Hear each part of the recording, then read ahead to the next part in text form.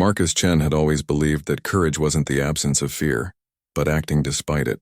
Standing in the wreckage of what used to be downtown Seattle, with smoke billowing from collapsed buildings and emergency sirens wailing in the distance, he felt that philosophy being tested like never before. The earthquake had struck without warning at 3:47 p.m. on a Tuesday, a magnitude 8.2 that turned the bustling city into a maze of twisted metal and concrete. Marcus, a paramedic with 12 years of experience, had been responding to calls since the moment the ground stopped shaking 6 hours ago. His radio crackled with desperate voices. Too many injuries, not enough help. The National Guard was still 3 hours out, and the local hospitals were overwhelmed. Marcus wiped sweat and dust from his forehead, his emergency vest torn from crawling through debris to reach survivors. That's when he heard it, a weak coughing sound coming from beneath a collapsed coffee shop. The building's facade had pancaked down, creating a small pocket of space barely large enough for a person. Marcus dropped to his knees, pressing his ear to the gap between concrete slabs. "Hello? Can you hear me?" He called out. "Help!" came a woman's voice, so faint he almost missed it. "Can't breathe." Marcus quickly assessed the situation. The debris was unstable, held up by a single twisted beam that looked ready to give way at any moment. Getting her out would require careful work, but more importantly, it would require someone to crawl into that death trap and stabilize her condition first. He radioed for backup, but the response made his heart sink. All other units were dealing with critical situations. The nearest available team was 40 minutes away. From the sound of her breathing, she didn't have 40 minutes. Marcus stared at the narrow opening. It was barely wide enough for his shoulders. If the beam gave way while he was inside, they'd both be crushed. His training kicked in, running through protocols, calculating risks. Every logical part of his brain screamed that this was suicide. But then she coughed again, weaker this time. "I'm coming in," he called to her. "Stay with me, okay? What's your name?" "Zara," she whispered. "Zara, I'm Marcus. I'm a paramedic and I'm going to get you out of here." He stripped off his heavy gear, keeping only his medical kit and a small flashlight. The opening was tight, forcing him to army crawl through jagged concrete and twisted rebar. Every inch forward felt like the walls were closing in around him. The pocket of space was smaller than he'd hoped. Zara lay pinned under a concrete slab that had crushed her legs. Blood pooled beneath her, and her breathing was rapid and shallow. But what struck him most was her eyes. They seemed to glow faintly in the darkness, an unusual amber color that was almost hypnotic. Shock, he diagnosed immediately, checking her pulse. It was weak and racing. Her skin was pale and clammy. She was dying. "My legs," she gasped. "Can't feel them." Marcus examined the concrete slab. It was too heavy for him to lift alone, and any attempt to shift it might cause the entire structure above them to collapse. But he could see arterial bleeding that needed immediate attention. "Zara, listen to me," he said, his voice calm despite their situation. "I need to stop this bleeding, but it's going to hurt. Can you stay conscious for me?"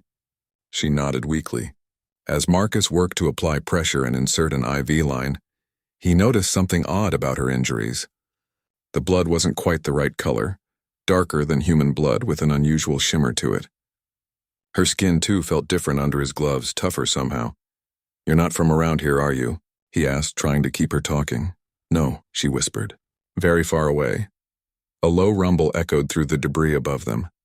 The building was settling, and the beam supporting their pocket of air groaned ominously. Marcus knew they had minutes at most. He'd managed to slow the bleeding, but Zara was still in critical condition. Her blood pressure was dropping fast, and he could hear fluid building in her lungs. She needed a blood transfusion, surgery, and a level of medical care he couldn't provide in this concrete tomb. "Marcus," she said, her voice barely audible, "you should go. Save yourself." "Not happening," he replied firmly, checking her vitals again. "I don't leave people behind." "You don't understand," she coughed, blood speckling her lips. I'm not what you think I am." Before Marcus could ask what she meant, another tremor shook the building. Dust and small chunks of concrete rained down on them. The beam above them cracked with a sound like a gunshot. Marcus looked at his medical supplies. He had one emergency blood pack left, O-negative universal donor. But giving it to someone in her condition, trapped as they were, would be like putting a Band-Aid on a severed artery. It might buy her 20 minutes, maybe 30, but without proper surgical intervention she would still die. And if he used his emergency supplies on her, he wouldn't have them for the next victim he encountered after they got out. If they got out. The bleeding isn't stopping, he told her honestly. Without a transfusion, you're not going to make it. Zara closed her eyes. Then go. Please. Don't die for a stranger. Marcus looked at her pale face, at the determination in those strange amber eyes, even as life ebbed away from her. He thought about his sister waiting for him at home, about his promise to their parents to always come back safe. He thought about all the other people he could save if he walked away right now. Then he thought about the oath he'd taken when he became a paramedic. To help others regardless of the cost. You're not a stranger, he said, setting up the IV line. You're my patient. The building groaned again, louder this time. Soon neither of them would survive long enough for rescue. But Marcus had made his choice.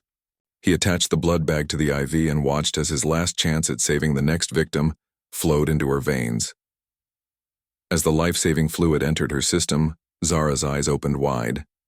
For just a moment they flashed with that strange amber light again, brighter this time. Why? She whispered. Because, Marcus said simply. That's what humans do. The blood transfusion worked better than Marcus had dared hope. Within minutes of the IV drip starting, color returned to Zara's face and her breathing became stronger and more regular. But something else was happening too. Something that defied everything he knew about medicine. The glow in her eyes intensified, shifting from amber to a brilliant gold. Her skin, which had been pale and clammy, now seemed to emit a faint luminescence. Most impossibly, the wounds on her arms and face were visibly healing, the cuts sealing themselves like time-lapse footage of healing played at incredible speed. What the hell? Marcus breathed, staring in disbelief. Zara struggled to sit up, her movements suddenly stronger and more coordinated than someone with crushed legs should be capable of. Marcus, you need to get out of here now. You're hurt, you can't move with those injuries, he protested. But even as he spoke, he could see her legs moving beneath the concrete slab. Impossibly, she was pushing against the massive chunk of debris. That's what I'm trying to tell you, she said, her voice no longer weak but filled with urgency. I'm not human, Marcus. And what you just did, giving me your blood, it's activated something that's been dormant for a very long time. The concrete slab that had pinned her legs began to crack. Hairline fractures spread across its surface as she applied pressure from below. Marcus scrambled backward as far as the cramped space would allow. What are you? He asked. My name is Zarathis of the Valyrian Guard, she said. And now her voice carried a strange harmonic quality, as if multiple voices were speaking in perfect unison. I'm a warrior from the Andromeda Galaxy, and I've been stranded on your planet for 3 years. The concrete slab shattered like glass. Zara sat up, brushing debris from her legs, which appeared completely healed. Her entire body now glowed with that golden light, and Marcus could see that her features were subtly different than before. Her ears were slightly pointed, her eyes were larger, and intricate patterns of light pulsed beneath her skin like veins made of starlight. 3 years ago, my ship was damaged in a battle with the Korath Empire, she continued, standing up in the small space with fluid grace. I crashed in your Pacific Ocean and barely made it to shore. My healing matrix was damaged, my energy depleted. I've been stuck in a dormant state, my body forcing itself into a form that could blend with your species. Marcus tried to process what he was seeing and hearing. You're an alien. Yes, and the Korath have been hunting me ever since I arrived. They know I'm here, somewhere on Earth, but my dormant state has hidden my energy signature from their scans. A new sound reached them through the debris, different from the settling building or distant sirens. It was a low, thrumming hum that seemed to come from everywhere and nowhere at once. Zara's expression changed to one of alarm. They found me. Your blood. Your life force. It's given me the energy I needed to heal, but it's also made me visible to their sensors again. Who are the Korath? Marcus asked, his paramedic training trying to find rational explanations for impossible things. Conquerors. Planet killers. They sweep through galaxies, destroying entire civilizations and harvesting resources. My people, the Valyrians, have been fighting them for 1,000 years. She looked at him with an expression of deep regret. I'm so sorry, Marcus. By saving me, you've doomed your world. The humming sound grew louder, and through the cracks in the debris above them, Marcus could see strange lights dancing across the sky. Not the emergency lights of helicopters or planes, but something else entirely. Geometric patterns of blue and white energy that pulsed in sequence. We have to warn people, Marcus said, reaching for his radio. It's too late for warnings, Zara said sadly. The Korath don't negotiate or take prisoners. They'll start with your major population centers, then systematically eliminate all human life. Your weapons, your military, nothing you have can stop them. The lights outside grew brighter, and the humming evolved into a deep, resonant tone that Marcus could feel in his bones. Through the gaps in the debris, he caught glimpses of massive dark shapes descending from the sky, blotting out the stars. "How long do we have?" he asked. "Hours, maybe less," Zara replied.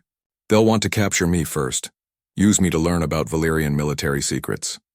But once they have what they need..." Marcus felt a strange calm settle over him. He'd spent his career running toward danger to save lives, and this was no different. The scale was bigger, but the principle remained the same.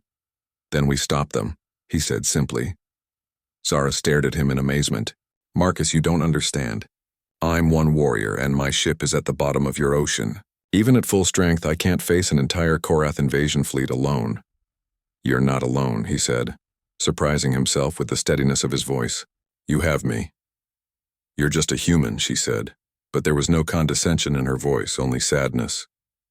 "Maybe," Marcus replied, "but I'm a human who just saved an alien warrior's life. And if there's one thing humans are good at, it's fighting impossible odds."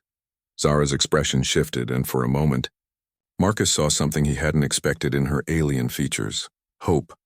The humming stopped suddenly, replaced by an eerie silence. Then a new sound reached them, a sharp electronic chirping like sonar pings. "They're scanning," Zara whispered, "looking for my energy signature." Above them, the building shuddered again, but this time it wasn't from earthquake damage. Something was landing on the roof. Something heavy. Zara placed her hand on Marcus's shoulder, and he felt a warm, tingling sensation spread through his body. When he looked down, he saw that her touch had left a faint golden pattern on his skin, like a tattoo made of light. "What did you do?" he asked. "I've shared some of my energy with you," she said. "It won't make you Valyrian, but it will enhance your natural human capabilities. Your strength, your speed, your healing. You'll need every advantage you can get." The sound of tearing metal echoed from above as something began cutting through the building's structure. Sparks fell through the cracks in their shelter, and Marcus could smell the acrid scent of melted steel. "They're coming," Zara said, her body tensing into a combat stance. "Marcus, I want you to know that what you did for me today, the sacrifice you made, it means more than you realize. In Valyrian culture, a life debt is sacred. By giving your blood to save me, you've bound our fates together." "What does that mean?" he asked.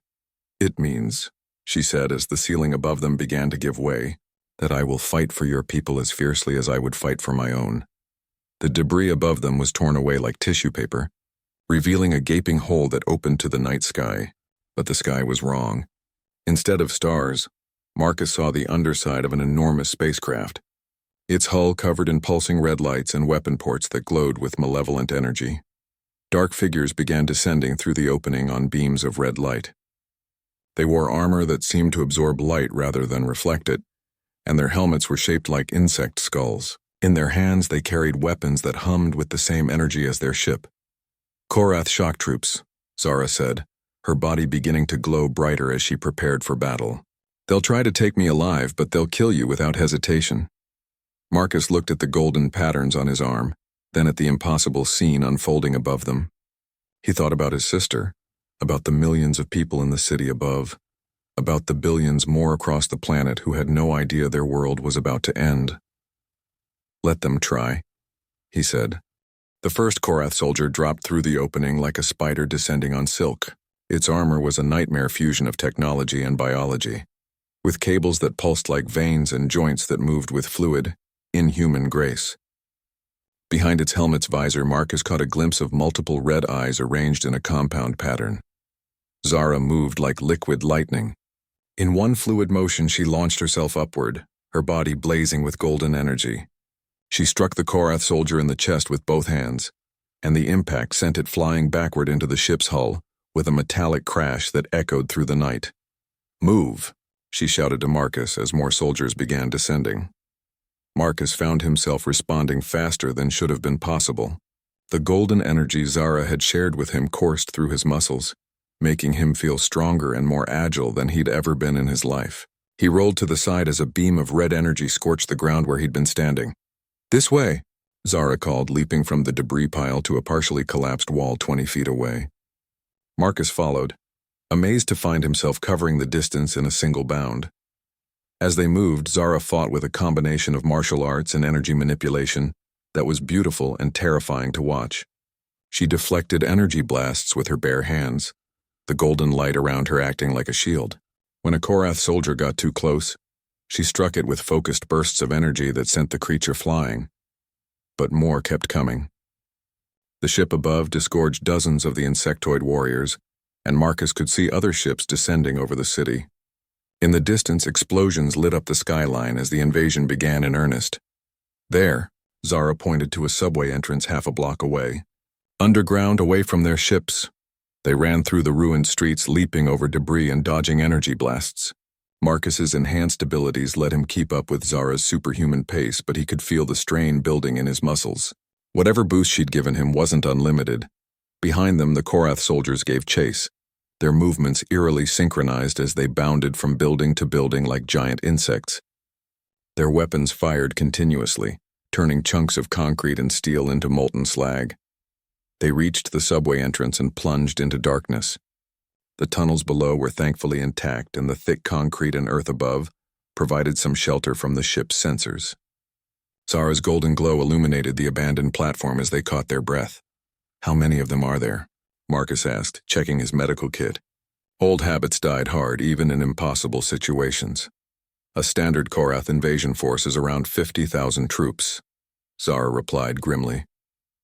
"Plus support vehicles, heavy weapons, and orbital bombardment capabilities." Marcus did quick math in his head. Even with the enhanced abilities she'd given him, they were hopelessly outnumbered.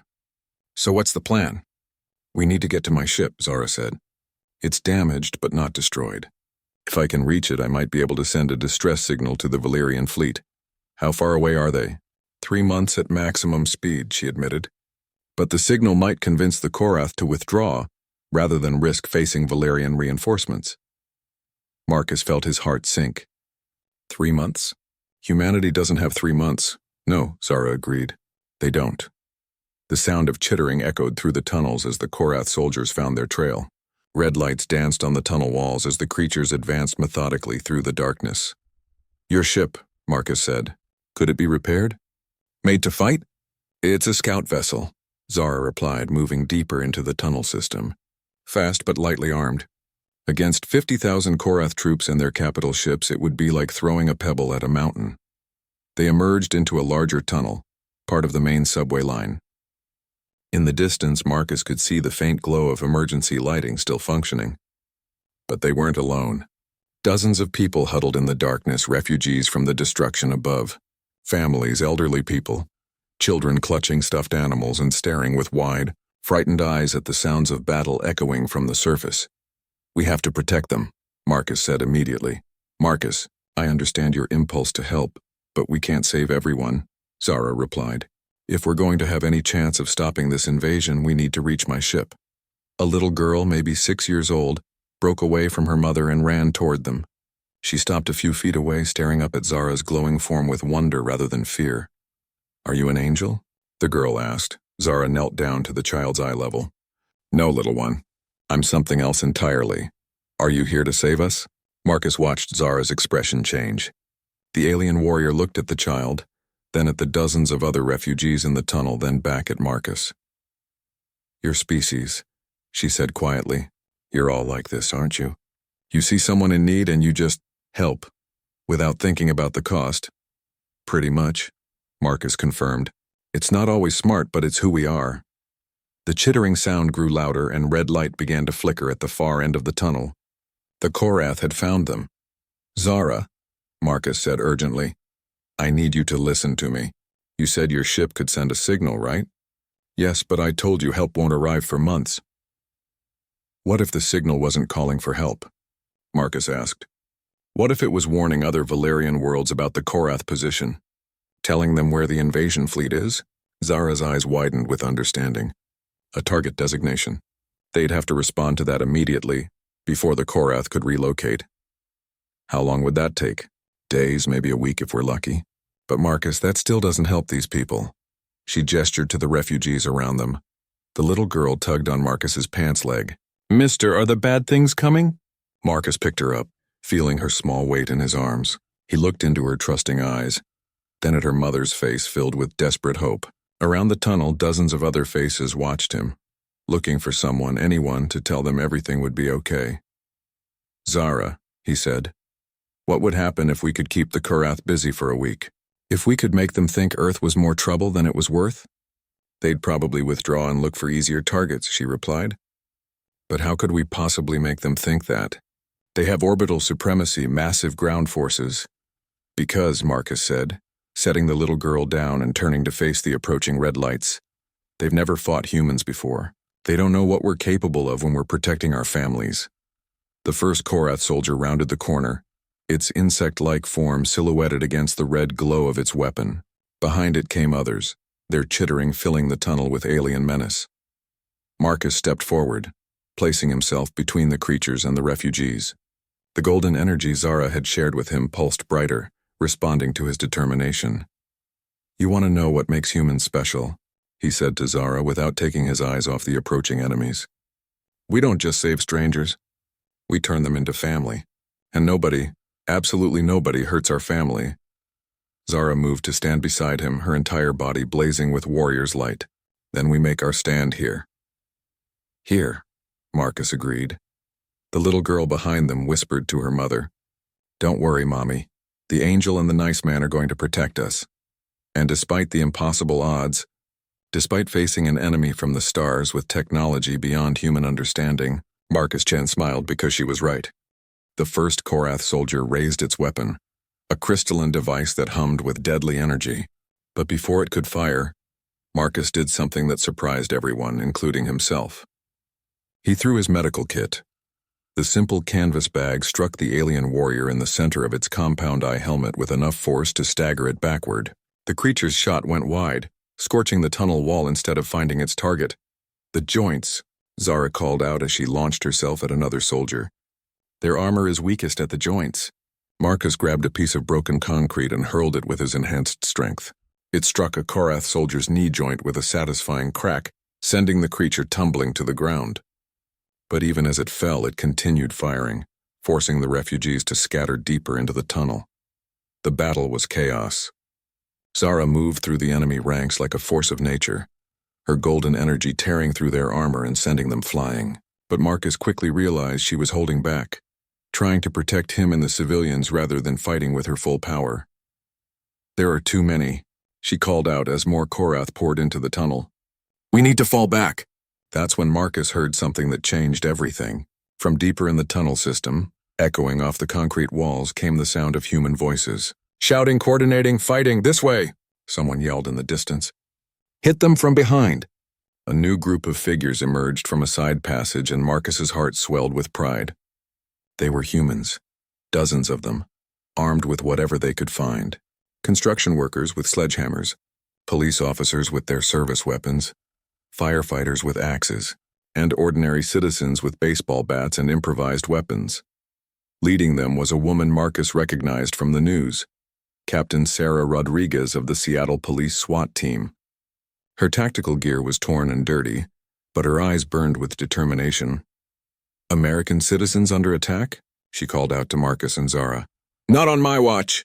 The humans hit the Korath from behind in a coordinated assault that caught the aliens completely off guard. The creatures had expected to face two opponents, not a growing army of angry humans defending their home. "Their weapons are energy-based," Marcus shouted over the noise of battle. "Use anything metal to deflect the shots." A construction worker named Tommy picked up a steel pipe and used it like a baseball bat to knock a Korath's weapon aside. A firefighter named Maria used her axe to cut through the cables on a soldier's armor, causing sparks to fly as its systems failed. But what amazed Marcus most was how quickly the humans adapted. They started working together without any formal coordination, covering each other's backs, sharing weapons, and developing tactics on the fly. "Left flank," Captain Rodriguez called out. "They're trying to circle around." A group of teenagers who should have been terrified instead picked up rocks and debris and began pelting the Korath with coordinated volleys. An elderly man in a security guard uniform used his flashlight to blind the creature's compound eyes, giving others openings to attack. Zara fought with renewed vigor, inspired by the human courage around her. She grabbed Marcus's arm. "This is incredible. Your people, they're not even soldiers, but they fight like humans," Marcus finished proudly. The tide of battle began to turn. The Korath, despite their superior technology and armor, were being pushed back by sheer human determination and ingenuity. Every time they adapted to one tactic, the humans tried something new, but their victory was short-lived. From above, they could hear the deep rumble of approaching ships. "Reinforcements were coming. We can't stay here," Captain Rodriguez said during a brief lull in the fighting. "They'll just drop more troops until they overwhelm us." "The subway system connects to the whole city," Tommy the construction worker said. "I helped build some of these tunnels. There are maintenance passages, storm drains, ways to move around without being seen from above." Zara's expression grew thoughtful. "A resistance network, using the city's infrastructure against them." "Exactly," Marcus said. "We can't match their firepower, but we know this terrain better than they do." Captain Rodriguez nodded approvingly. "Guerrilla warfare, hit-and-run tactics, make them afraid to split up their forces." "But we still need a way to contact your ship," Marcus reminded Zara. "Elliott Bay," she said. "My vessel crashed in the deeper waters near the shipping lanes. But reaching it means crossing the entire city while avoiding their patrols." "Then that's what we do," Marcus said simply. The little girl who had called Zara an angel tugged on the warrior's glowing robes. "Are we going to win?" Zara knelt down again, and this time her expression was different. Where before she'd seemed resigned to a hopeless fight, now she looked determined. "Do you know what I've learned today?" The girl shook her head. "I've learned that humans don't ask if they're going to win. They just ask what they need to do to protect the people they love." Over the next few hours, what started as a desperate last stand transformed into something unprecedented. Word spread through the tunnel system and across emergency radio frequencies. Humans throughout the city began organizing into resistance cells. Marcus found himself at the center of it all, not because he'd planned to lead anything, but because people trusted him. They'd seen him stand in front of those Korath soldiers to protect strangers, and somehow that made him someone worth following. They established supply lines using maintenance tunnels, set up medical stations in abandoned subway platforms, and created communication networks using city engineers who knew every cable and phone line in Seattle. "Sir," a young police officer reported to Marcus, "we've got groups organizing in Portland, San Francisco, and Los Angeles. Whatever's happening here, it's spreading." Marcus looked around at the impromptu command center they'd set up in an old subway maintenance room. Charts of the tunnel system covered the walls, marked with Korath patrol routes and human safe houses. People of every age and background worked side by side, planning operations and caring for the wounded. Zara stood beside him, her alien features thoughtful as she watched the humans organize. "In all my years fighting the Korath across a dozen worlds," she said quietly, "I've never seen anything like this." "Like what?" "Other species, when the Korath arrive, they either surrender immediately or fight a conventional war and lose. But your people, you don't even seem to understand the concept of surrender, and instead of trying to match their technology, you're using their expectations against them." Through the radio chatter, reports kept coming in. A group of humans in Portland had figured out how to jam Korath communications using modified ham radios. Engineers in San Francisco were using the city's fog to hide guerrilla attacks. In Los Angeles, movie special effects crews were creating decoy heat signatures to confuse alien sensors. "How long until we can reach your ship?" Marcus asked. "With the patrol patterns we've mapped and the diversion attacks we have planned, maybe 18 hours, Zara replied. "And how long until their reinforcements arrive from space?" "Unknown. But Marcus, even if we reach my ship, even if we send the signal keeping up this level of resistance for days or weeks, your people will suffer enormous casualties." Marcus looked around the room at the faces of the volunteers, young and old from every walk of life, all united by a simple belief that their home was worth fighting for. "Maybe," he said, "but that's our choice to make." A new voice crackled over the radio, this one from across the country. "Seattle Command, this is New York Resistance. We're seeing similar organization here. Boston and Chicago are reporting in too. Whatever you started out there, it's going viral." Marcus smiled, understanding something that Zara and the Korath couldn't possibly comprehend. "You know what the real problem is for the Korath?" he told her. "What?" "They're not fighting Seattle or even America. They made this personal when they attacked innocent people. He gestured to the communication center, where reports continued streaming in from around the globe. Now they're fighting the entire human race. And we really don't like bullies. 18 hours later, Marcus and Zara crouched behind the twisted remains of a dock crane, watching Korath patrol boats sweep Elliott Bay with searchlights. The journey across the city had been a nightmare of close calls and running battles, but they'd made it. Behind them, a team of Navy SEALs who joined their resistance cell prepared diving equipment. The soldiers had emerged from the Puget Sound Naval Shipyard 12 hours earlier. Their base destroyed, but their determination intact. Target is approximately 200 meters down, Chief Petty Officer Jackson whispered, adjusting his rebreather. We've got maybe a 30-minute window between patrol sweeps. Marcus checked the golden patterns on his skin. Zara's energy boost was still holding, but he could feel it weakening. How long can you hold your breath underwater? With the enhancements I've given you?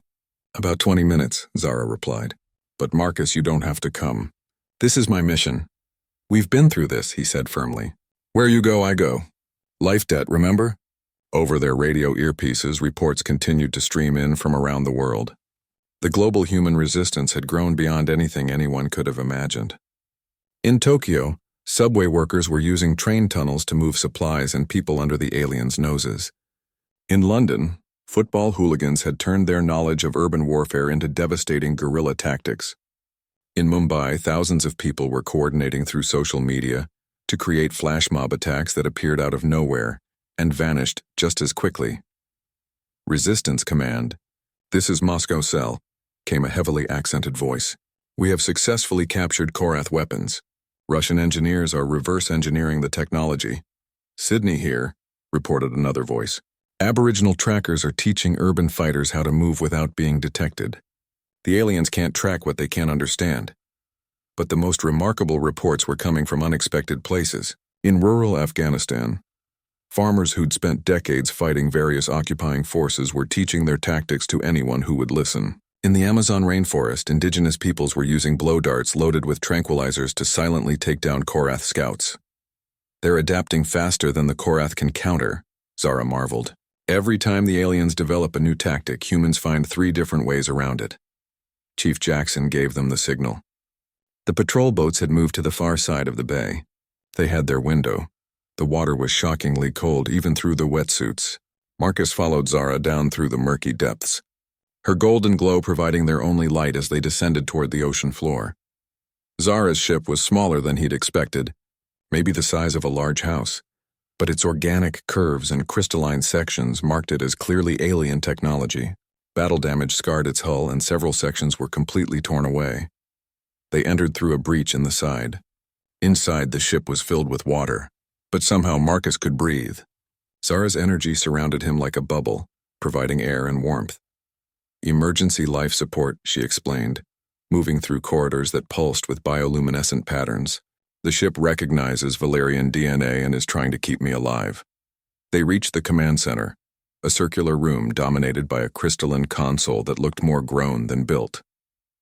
When Zara placed her hands on it, the entire room came alive with holographic displays. The quantum communicator is intact, she said with relief. I can send a signal to the Valerian fleet, but Marcus, there's something else you need to see. The holographic display shifted, showing a 3-dimensional map of the galaxy. Red dots marked dozens of star systems, each one pulsing with an ominous light. Korath invasion fleets, Zara explained. They're not just attacking Earth. This is a coordinated assault on 12 different worlds simultaneously. Marcus stared at the map in horror. 12 planets. Billions of people. The Korath have been planning this for years. They call it the final harvest. The idea is to overwhelm Valerian forces by attacking everything at once, making it impossible for us to respond effectively. But if you send that signal, the Valerians will have to choose. Zara finished. They can't save everyone. They'll prioritize based on strategic value and defensive capability. Marcus understood immediately. Earth would be last on that list. We're not part of your empire, we don't have space technology, and we've only been fighting for 2 days. I'm sorry, Marcus, but yes, that's likely how they'd see it. The implications hit him like a physical blow. Even if their signal worked, even if Valerian forces eventually came to Earth, It would be too late for most of humanity. That's when his radio crackled to life with an unexpected transmission. Resistance Command, this is Korath Fleet Command. We wish to negotiate. Marcus and Zara stared at each other in shock. The transmission was coming through human communication systems. Translated into English by alien technology, did they just... Marcus began. They want to talk, Zara finished, her expression showing the same disbelief. Marcus activated his radio. This is Resistance Command. State your terms. You have proven more troublesome than anticipated, came the alien voice. Our projections indicated total planetary capitulation within 72 hours. It has been 48 hours and resistance is increasing rather than decreasing. Around the world, human fighters had gone silent, listening to this impossible conversation. Humans do that, Marcus replied. We're stubborn, indeed. We propose a cessation of hostilities. In exchange for our withdrawal from your system, you will provide us with tactical and strategic information about human combat methodologies. Zara shook her head vigorously. Don't trust them, Marcus. The Korath never negotiate in good faith. But Marcus was thinking about something else. Why do you want our tactics? There was a pause before the alien commander replied. Your species exhibits combat behaviors we have not previously encountered. This information would be valuable. Because you're facing other humans elsewhere in the galaxy, Marcus said, understanding flooding through him. The 12 worlds you're attacking simultaneously. Some of them have human colonies, don't they? Another pause, longer this time. Irrelevant. No, it's completely relevant, Marcus continued, his voice gaining confidence. You came to Earth expecting an easy conquest. Instead, you found something that's making you reconsider your entire strategy. You want to know how to fight us because you're running into humans on other worlds too. Zara's eyes widened with comprehension. The diaspora. There are human settlements throughout the local galaxy cluster. I'd heard rumors, but how many worlds have human populations? Marcus asked over the radio. The alien commander's reply came after a long hesitation. 47 confirmed human settlements across the target sectors. The radio exploded with voices as resistance fighters around the world reacted to this revelation. Humanity wasn't alone. They had family among the stars, and those family members were fighting the same fight. New terms, Marcus said firmly. Complete withdrawal from all human-populated systems. In exchange, we'll consider not sharing our tactical innovations with every other species you're planning to attack. Unacceptable. You are in no position to make demands. Really? Marcus asked. He nodded to Zara, who began working at her ship's console. Because I think you'll find our position has just improved dramatically. Zara's ship sent out a powerful transmission, but not the distress signal they'd originally planned.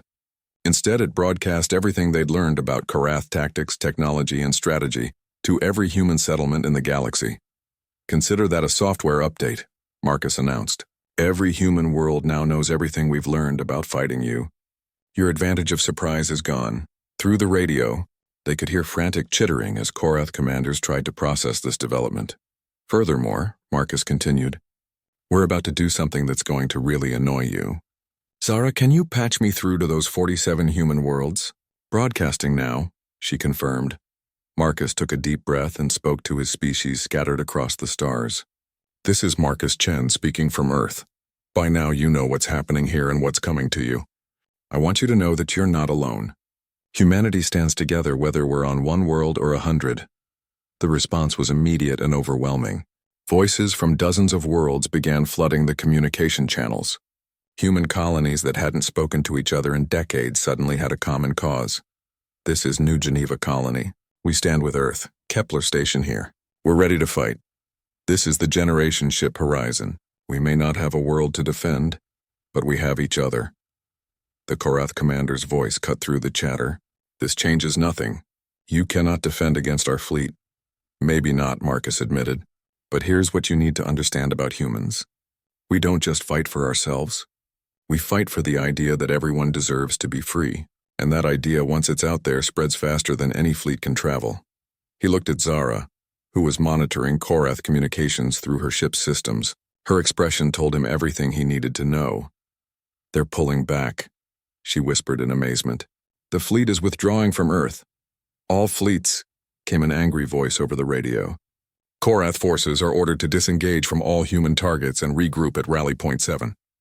Marcus smiled, but he knew this was far from over.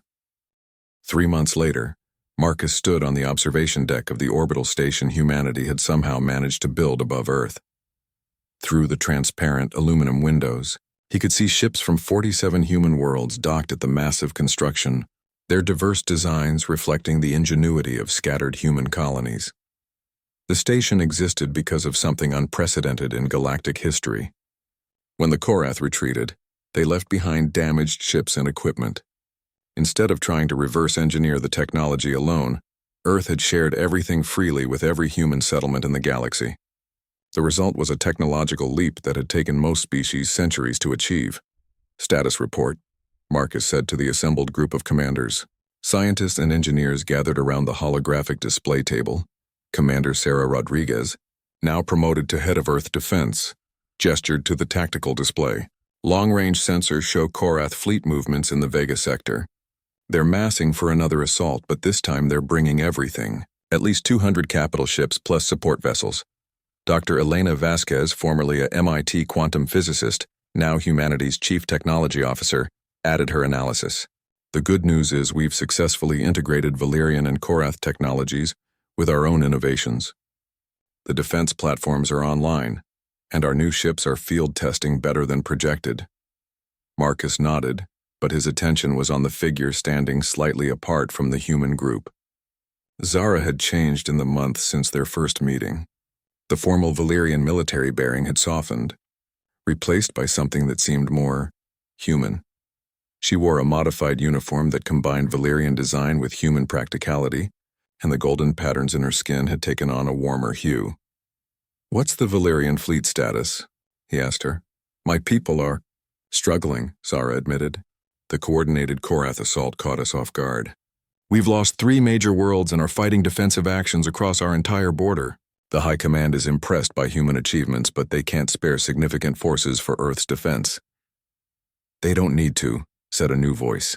Captain Zhang Wei of the generation ship Horizon entered the briefing room, his weathered face showing the confidence that had kept his ship's population alive for decades in deep space. "Show them the latest recruitment numbers." Dr. Vasquez activated a new display. "In the past month alone, we've had 17 different alien species request permission to join the Human Defense Coalition. The Andromedans, the Centauri Collective, even some Korath defectors." Marcus raised an eyebrow. "Korath defectors? Turns out the Korath Empire isn't as unified as they pretended," Commander Rodriguez explained. "Several client species were conquered by them centuries ago and forced to serve. When they saw humans successfully resist, some decided they'd had enough of being slaves." The display shifted to show incoming ships. Marcus recognized human designs, but mixed among them were vessels of clearly alien origin. Some looked like living coral, others resembled crystalline sculptures, and a few defied any recognizable geometry. The Korath expected to face individual species fighting alone, Zara observed. Instead, they've accidentally created the largest multi-species alliance in galactic history. All because one human paramedic decided to save an alien's life, Captain Zhang said with a smile. Marcus felt heat rise in his cheeks. Over the past months, he'd somehow become a symbol for human determination, much to his discomfort. Stories of his actions in the subway tunnel had spread across human space and beyond, growing in the telling until he barely recognized himself in the tales. "It wasn't just me," he protested. "Every human who stood up that day and made the same choice you did," Zara finished, "to help someone in need regardless of the personal cost. That's why they're calling this the Humanity Protocol." "The what now?" Marcus asked.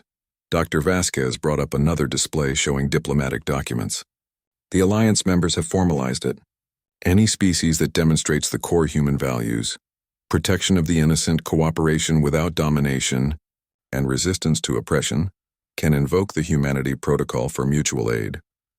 17 species have already signed on," Commander Rodriguez added. "The Korath find themselves facing not just human ingenuity, but a coalition that shares human principles." An alarm chimed softly, and the display shifted to show long-range sensor data. Red dots appeared at the edge of the system, moving inward at high speed. "Contact," reported the communications officer. Korath advance scouts bearing 127 Mark 43. Estimated arrival at Earth orbital space in 6 hours. Marcus felt the familiar calm settle over him. The same feeling he'd had in emergency situations throughout his career. Battle stations. Signal all Allied ships to defensive positions. As the command crew dispersed to their posts, Zara remained behind with Marcus. "Are you ready for this?" she asked quietly. Marcus looked out at the assembled fleet.